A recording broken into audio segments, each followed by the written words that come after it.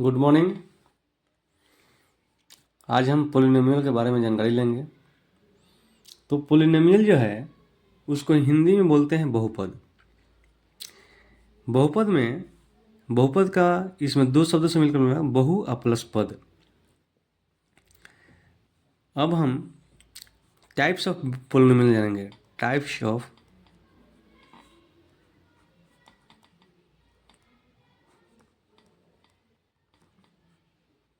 Polynomials.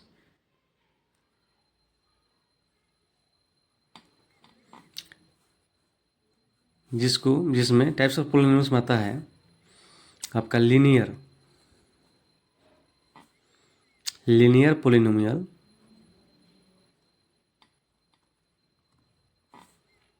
Quadratic polynomial,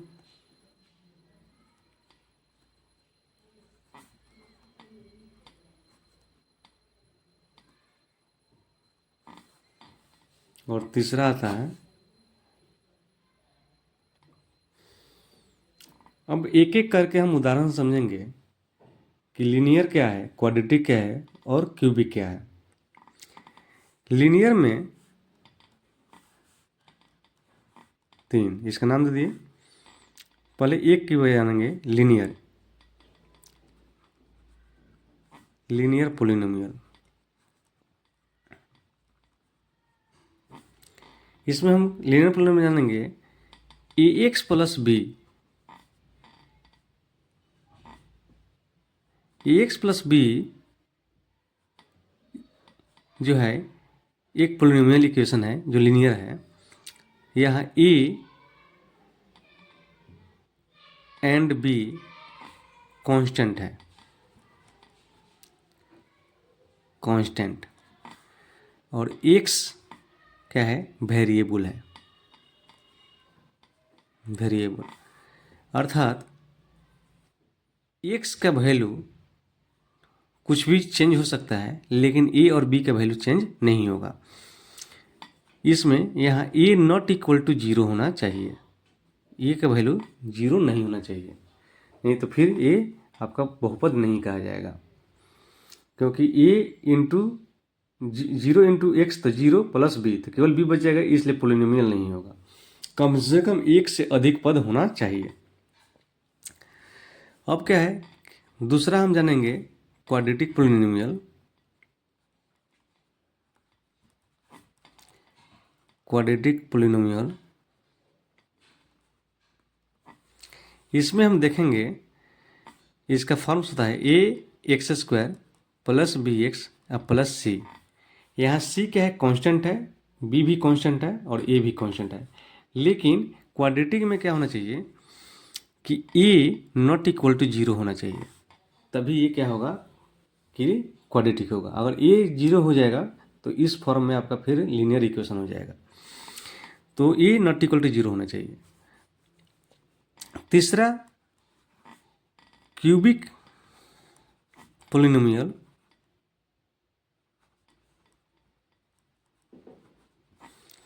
का इसका form होता है a x square plus b x, a x cube plus b x square plus c x plus d. यहाँ भी ए not equal to 0 होना चाहिए, तब ये क्यूबिक कहाएगा। अब क्या है कि हम एक एक करके जानकारी लेंगे कि पोलिनोमियल में ये जो पावर का महत्व होता है, सबसे अधिक जिसका पावर है उसको पहले लिखेंगे, फिर दूसरे का पावर, उससे कम उसका पावर, उसके बाद कांस्टेंट। यहाँ भी देखें पावर 3 2, यहाँ x का पावर 1, यहाँ कांस्टेंट। अब यहाँ x का वैल्यू 1 मिलेगा, यहाँ x का पावर 2 है तो इसका मतलब कि x का वैल्यू 2 मिलेगा, और यहाँ x का वैल्यू पावर 3 है, इसका मतलब कि x का वैल्यू 3 मिलेगा। जितना पावर है उतना आपका रूट मिलेगा, इसको रूट बोलते हैं। तो इसमें अगर x का वैल्यू जो मिलेगा उसको हम बोलते हैं alpha and beta, alpha beta बोलते हैं, और बीटा और गामा भी बोल सकते हैं। तो ये हमारा वैल्यू होता है। अब हम लीनियर पोलिनोमियल जो है जब उसको हम बाई ग्राफ के अनुसार खींचते हैं तो उसका वैल्यू एक ही मिलता है। अब थोड़ा सा मैं ग्राफ के बारे में एक बेसिक नॉलेज जान लेता हूँ, ग्राफ कैसे खींचते हैं। तो आप जानते हैं नीचे क्लास में कि कोई भी ग्राफ खींचने के लिए पहले हम एक्स एक्सिस और वाई एक्सिस खींचते हैं ऐसे। तो एक्स एक्सिस और वाई एक्सिस हमारा मूल बिंदु से राइट साइड में, इसको राइट साइड बोलते हैं, मूल बिंदु से राइट साइड इसको एक्स और इधर होता है एक्स डैश, फिर मूल बिंदु से नीचे वाई डैश और वाई।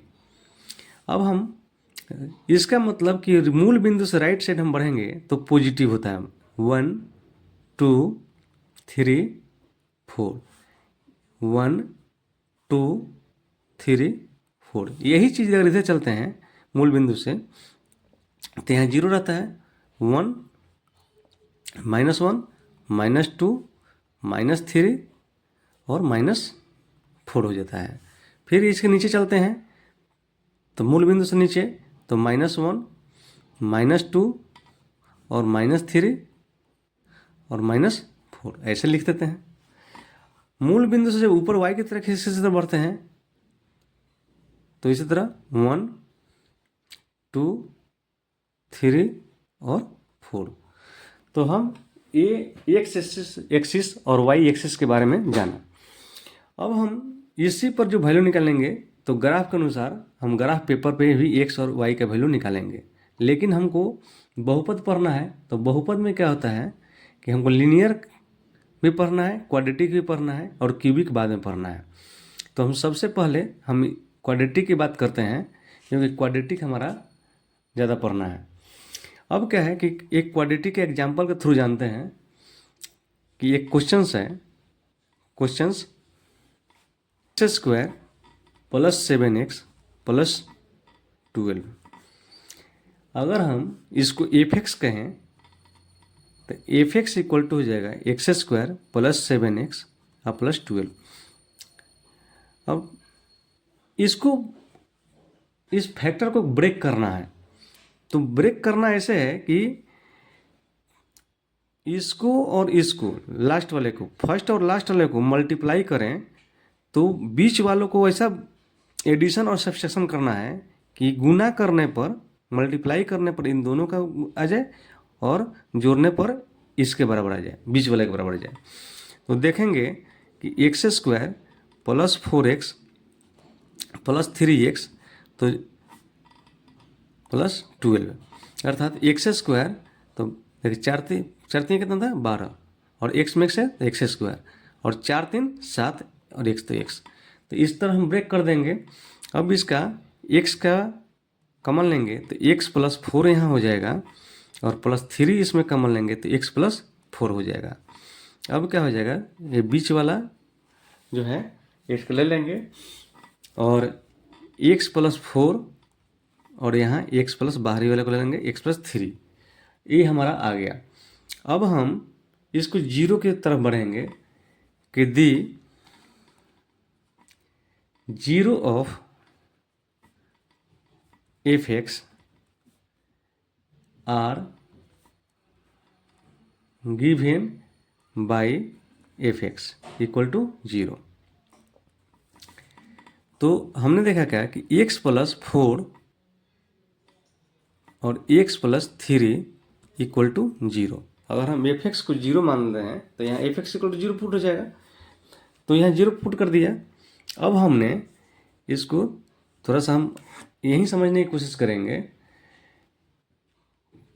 कि x + 4 इक्वल टू 0, इसलिए x इक्वल टू क्या होगा -4 और x + 3 इक्वल टू 0, इसलिए x इक्वल टू कितना होगा -3। अब हम इसको क्या कह सकते हैं कि 10 दी 0 ऑफ f(x). f(x) कौन है, x² + 7x + 12 एंड हमारा 2 रूट निकल गया है, बोला था इसको एक को अल्फा कहेंगे तो एक का अल्फा इक्वल टू हो जाएगा -4 और एक को बीटा कहेंगे तो बीटा इक्वल टू होगा -3। अब हम सम ऑफ जीरो जानेंगे कि ये दोनों को जोड़ेंगे तो क्या होगा और दोनों को मल्टीप्लाई करेंगे तो क्या वैल्यू हमारा मिलने वाला है। तो इसके बारे में हम जानकारी प्राप्त करेंगे। अब यहाँ से लिख सकते हैं now the sum of zero. तो सम ऑफ जीरो क्या है? Alpha plus beta. तो अल्फा प्लस बीटा की हम जब बात करेंगे तो अल्फा का वैल्यू कितना है? -4 और प्लस बीटा का वैल्यू -3। दोनों को जोड़ेंगे तो कितना होगा? -7 आ जाएगा। लेकिन -7 जो आया अल्फा प्लस बीटा का वैल्यू आया, इसलिए यहाँ लिख सकते हैं कि alpha plus beta equal to -7/1 भी लिख सकते हैं। अर्थात -7 किसका है?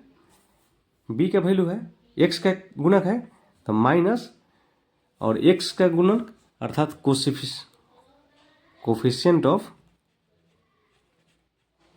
एक्स बाई 1 किसका वैल्यू है? एक्स स्क्वायर का यहाँ, तो कोफिशिएंट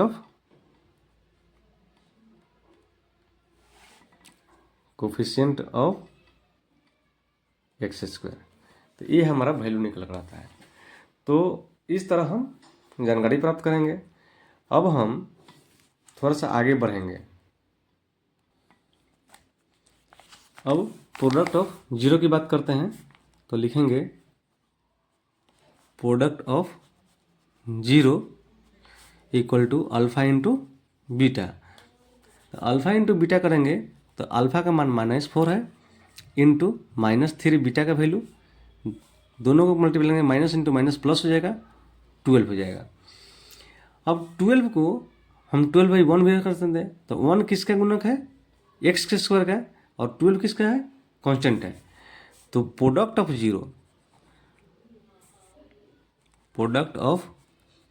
जीरो अर्थात इसको alpha into beta equal to हो जाएगा कांस्टेंट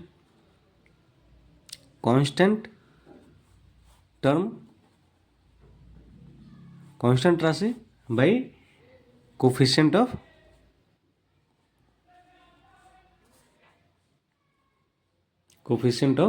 एक्स स्क्वायर।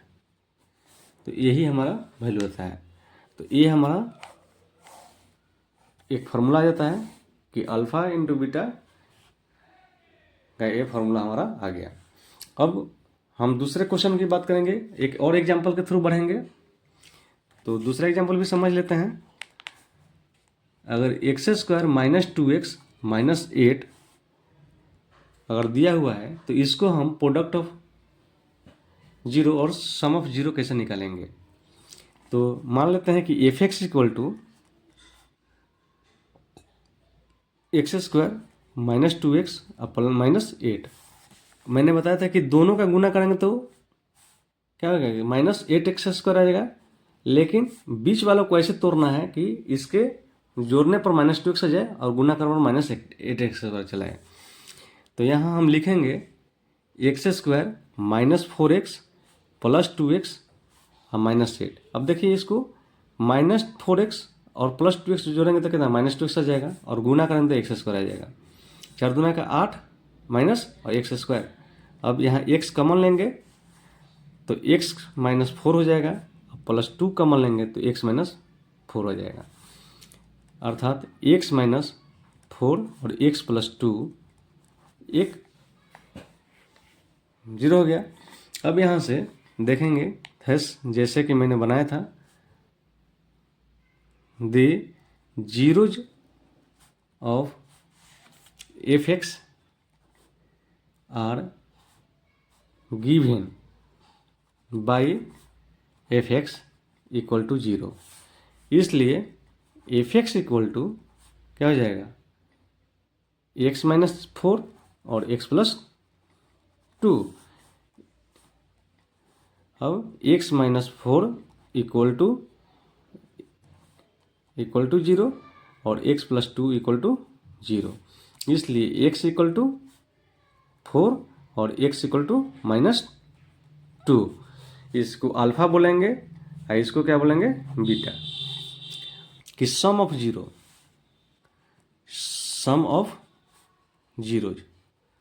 तो सम ऑफ जीरोज में क्या देखे थे कि अल्फा प्लस बीटा, अर्थात अल्फा का वैल्यू कितना है +4 और प्लस बीटा का वैल्यू -2, अर्थात इसको करेंगे तो क्या आएगा 2 आएगा। और इसको 2 को हम 2/1 भी लिख सकते हैं, तो 1। अब देखेंगे फैक्टर्स में, यहाँ x² में 1 है, जो 1 गुणक है, और यहाँ 2 जो है किसका गुणक है, b का, है ना, माइनस कोफिशिएंट ऑफ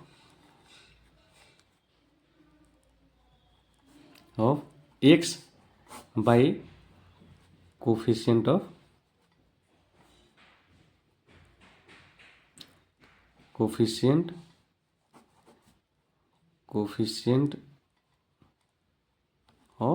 x²। तो अल्फा प्लस बीटा का वैल्यू हमारा ये आया,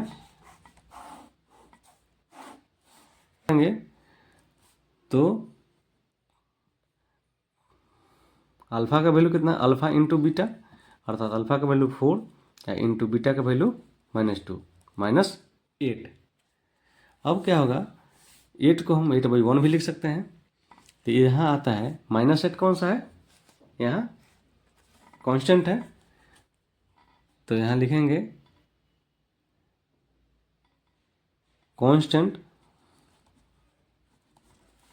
constant by coefficient of x²। तो इस तरह से हमारा क्वेश्चन बनेगा और हम इसको पॉलिनोमियल के बना सकते हैं। चलिए, थैंक यू, धन्यवाद।